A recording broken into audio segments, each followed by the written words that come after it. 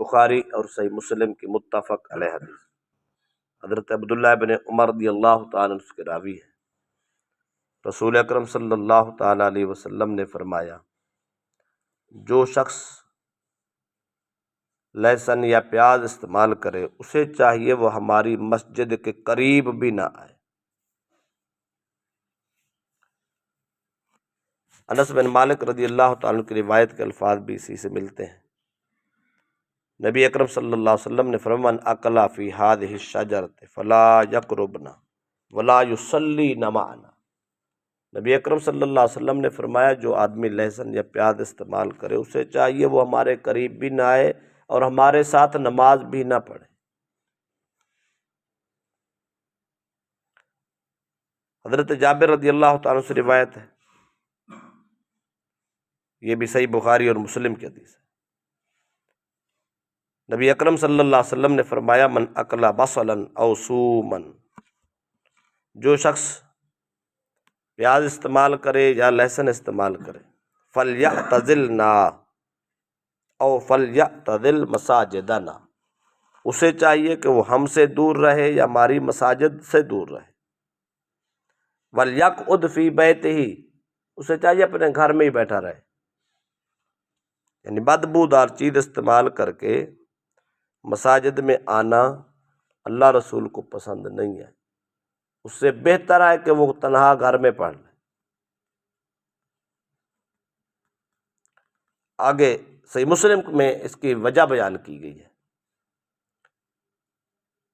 فرمایا گیا کہ من اکل البصل والثوم والکراث، جو آدمی لہسن استعمال کرے یا پیاز استعمال کرے یا گندنا استعمال کرے، یہ بھی پیازی نما ایک بوٹی ہوتی ہے اور تھوڑا چھوٹا سا پھل ہوتا ہے، بعض علاقوں میں اس کو بھی پیاز ہی کہہ دیتے ہیں، یہ ان سے بھی زیادہ بدبودار ہوتا ہے۔ سرکار نے 3 چیزوں کا نام لے کے فرمایا، اگر کچھ یہ استعمال کرے تو فلا یقربن مسجدنا، وہ ہماری مسجدوں کے قریب نہ آئے۔ کیوں؟ فإن الملائکۃ تتأذی مما یتأذی منہ بنو آدم، ہر وہ چیز جس کی بو سے انسانوں کو تکلیف ہوتی ہے، ہر اس بدبو سے فرشتوں کو بھی تکلیف ہوتی ہے۔ دیکھیں فرشتے تو انسان کے ساتھ 24 گھنٹے ہیں، کرامن کاتبین انسان کے ساتھ پھرتے ہوتے ہیں، لیکن مساجد میں کثرت کے ساتھ اللہ کے فرشتے موجود ہوتے ہیں، اس لیے مسجدوں کا خاص طور پہ نام لیا گیا، اور حالت نماز میں انسان کے بالکل قریب ہوتے ہیں، اس لیے نماز کے لیے بھی حکم کیا گیا، اور ساتھ یہ بتایا گیا ہر وہ بدبو جس سے دوسرے انسان کو تکلیف ہوتی ہے، ہر اسی چیز سے فرشتوں کو بھی تکلیف ہوتی ہے۔ تو جس آدمی کے کام سے، اس کے خوراک سے، اس کے منہ کی بدبو سے فرشتوں کو تکلیف ہو، وہ اللہ اور اس کے رسول کو پسند نہیں۔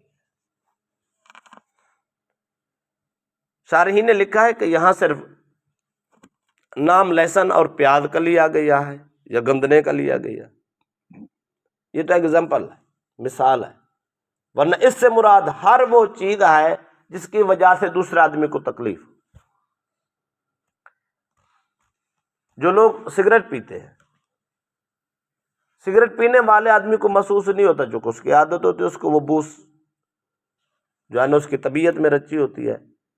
لیکن نہ پینے والا آدمی جب اس کے ساتھ بیٹھا ہو تو اس کو اس کی بو بالکل برداشت نہیں ہوتی۔ اسی طرح نسوار رکھنے والے لوگ، ان کی تو طبیعت میں رچی بسی ہے، لیکن نسوار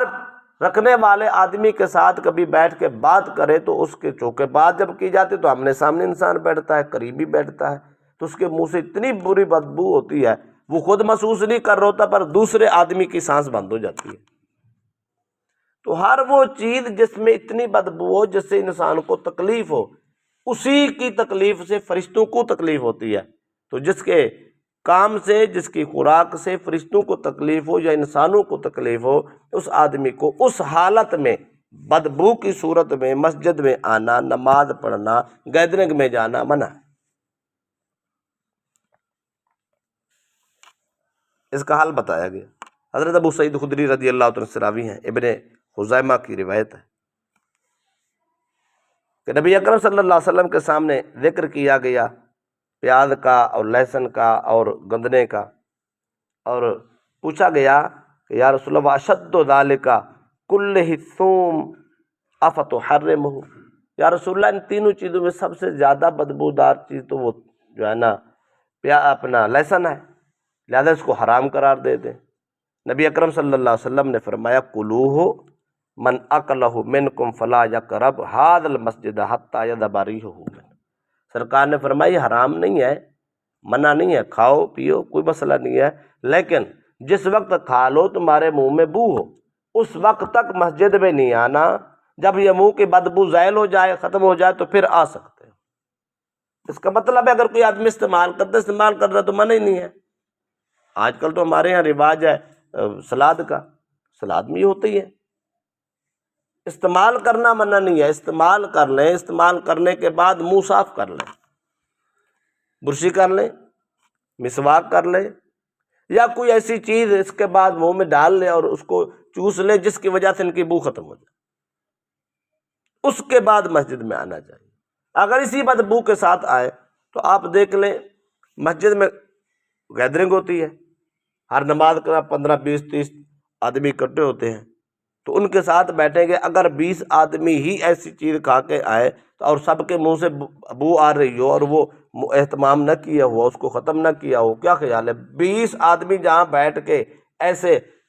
منہ سے ہوا نکلے گی تو ماحول کیسا ہوگا؟ آپ جمعے والے دن کا اندازہ کر لیں، عیدین کا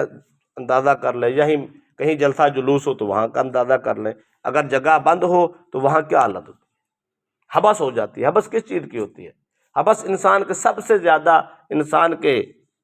منہ کی بدبو کی ہوتی ہے، پسینے کی بدبو کی ہوتی ہے، زیادہ حبس یہی ہوتی ہے،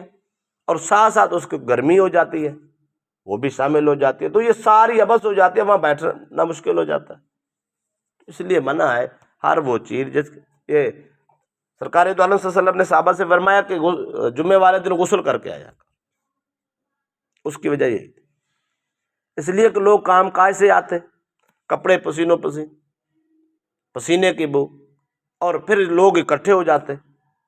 اور گھمسان ہو جاتا، جس کی وجہ سے اتنی سمیل ہو جاتی کہ سانس بند ہو جاتی، لوگوں کو تکلیف ہوتی، وہاں بیٹھنا مشکل ہو جاتا۔ سرکار نے فرمایا جمعے والے دن غسل کر کے آیا کر، پھر اس کی ترغیب دلائی، فضیلت بیان کی، فضیلت یہاں تک بیان کی سرکار نے، جو آدمی جمعے والے دن جمعے کا غسل کرتا ہے وہ یوں سمجھے اللہ کی رحمت کے پانی میں نہا رہا۔ پھر لوگوں نے نہانا شروع کیا، تو پھر طہارت اور پاکیزگی انسان کی طبیعت میں آ جاتی ہے اور اللہ کا گھر محفوظ ہے۔